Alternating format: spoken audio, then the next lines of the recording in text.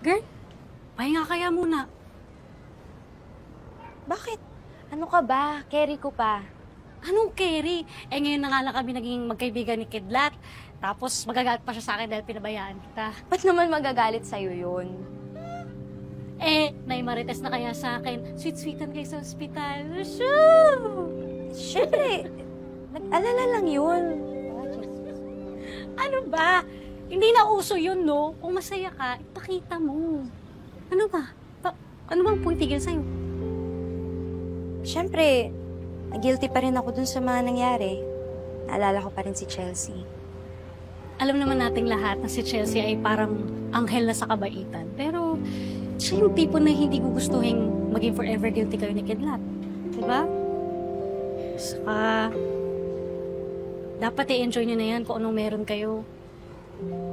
Buti nga kayo nakahanap ng love sa ganitong sitwasyon. Ako, wala.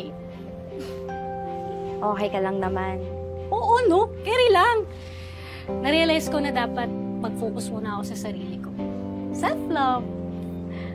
Saka, as a strong, independent woman, handa ako ipaglaban ng mga taga-Riles laban sa mga kagaya ni Matos.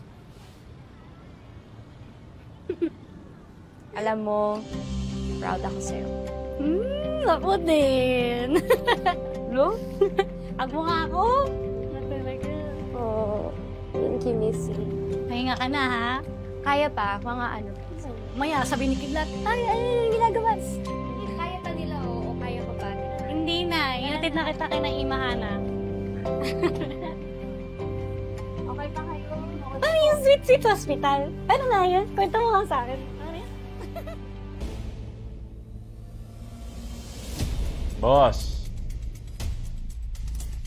makakakausap ako dati sa kulungan. Maayos yung mga yan. Basta maayos yung bayaran. Tama ba? Yes, boss. That's exactly what I need.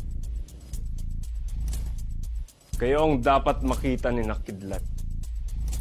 Sulit ang ibabayad ko sa inyo pag nakita ko na pinapahirapan niyo ang mga batang Riles. Naintindihan niyo ba ako?